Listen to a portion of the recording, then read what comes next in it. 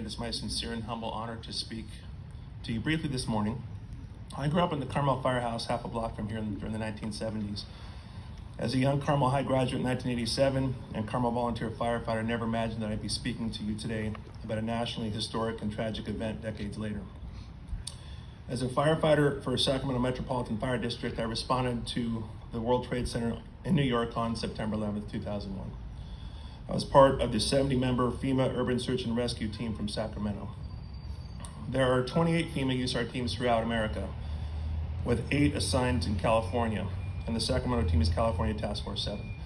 Like you, I watched in shock and disbelief at the horror that unfolded the morning of September 11th. I was in San Diego at a state USAR meeting. By the time the second tower fell, we were dispatched. Our team had 6 hours to deploy from Travis Air Force Base in Fairfield, California. There we would board a U.S. Air Force C-5 Galaxy transport plane with all 70 members and 60,000 pounds of equipment. Like ours, all FEMA USAR teams are comprised of doctors, paramedics, rescue and hazardous materials specialists, structural engineers, heavy riggers, search dog handlers, and a host of support personnel, including 2 chaplains. All members volunteer for the Special Operations mission, and all are highly trained and dedicated individuals who spend a lot of time away from home because of the training that's required. Our mission is to be wheels up within a few hours and deployed to anywhere in the world with the expectation to be fully self-sufficient for the first 72 hours, no matter where we land. We carry our own food, shelter, power, water, bathrooms, medications, dog food, and all the tools and fuel needed to accomplish the mission. Since all air traffic in the U.S. was grounded that day, I rented a car and drove the 512 miles from San Diego to Travis. According to Google, that trip should take 8 hours and 44 minutes. We did it in 5 hours and 45 minutes. You do the math. Once loaded and airborne, we were escorted by 2 F-15 Eagle fighter jets, as we were one of the only radar blips over American airspace during the flight to New York City. We went in hopes of finding trapped Americans and FDNY firefighters. We had forged strong bonds with our FDNY comrades over years of training classes at the National Fire Academy in California and in New York. We had no idea the magnitude of devastation that awaited us. Upon arrival, multiple buildings were still burning, smoke billowed through the air, and countless fire apparatus of all types and sizes had been flattened like pancakes, the responders from which were entombed in the pile. The once proud twin 110-story, 1,368-foot twin towers were reduced to heaps of twisted steel and pulverized concrete dust. Would-be rescuers, average New Yorkers, thousands of FDNY's bravest, steel workers, firefighters from other departments, contractors, and anyone with a 5-gallon bucket swarmed the pile like ants on the surface of the moon. All around us, other skyscrapers stood precariously, with giant steel girders sticking out of them, thousands of windows shattered, and entire corners of exposed high-rises missing. They too needed to be searched for trapped civilians. Structural engineers stood vigil with transits fixed upon dozens of buildings that surrounded us, any one of which could come down in an instant. In our 11 days on the pile, the evacuation signal of 3 loud air horn blasts occurred multiple times, causing us to scatter and sprint for blocks in hopes of outrunning the collapse zone. Our team would split into day and night shifts to provide 24-hour search operations for 11 straight days. After about a week, the gloomy reality that this would be a search and recovery mission instead of a search and rescue mission set in. It was a punch to the gut. We started hearing names of FDNY brothers who were confirmed killed, others still missing, others accounted for. It was a roller coaster of emotions. I found a dear brother, Bobby Afanis from Rescue 3, all alone in the New York USAR tent. I thought I saw a ghost. I ran and we embraced each other. My elation was destroyed when he whispered in my ear that Dennis Mojica from Rescue 1 didn't make it.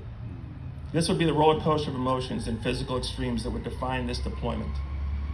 Most of all of our FDNY USAR counterparts were dead. The definition of success was previously defined by finding a live victim. Now it was defined by finding a body or a remnant of one.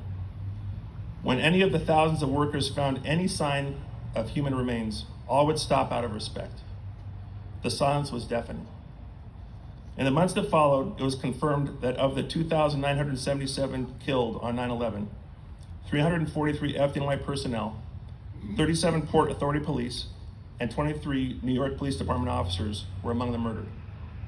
Ask any firefighter here today, and they'll tell you about the significance of the number 343. We will never forget.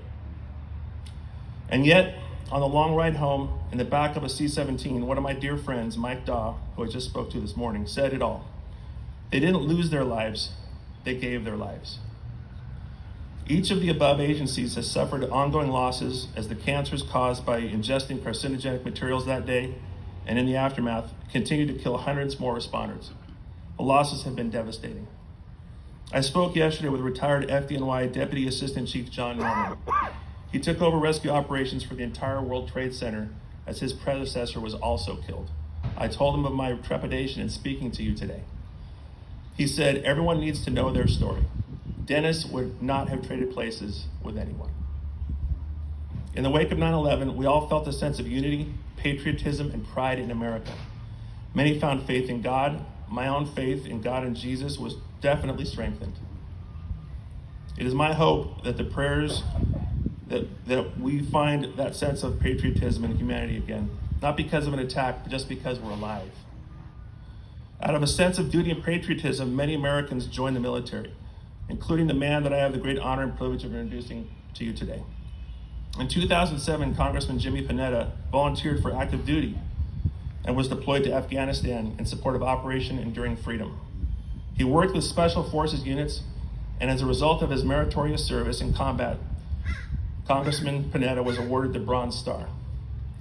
I have had the blessing of calling Jimmy a close friend since the 6th grade at Carmel Middle School. Our families are both steeped in tradition and service. While I grew up in the firehouse across the street, Jimmy grew up going across country to Washington. In fact, little story. Remember the Britannia yearbooks? I found a 1978 yearbook one time, and he's on the front lawn of the White House when Jimmy Carter was president. We graduated together in 1987, and shortly before his deployment, we had lunch in Sacramento in 2007. It was a baton passing of sorts. 2 separate missions with the same goal, to save Americans.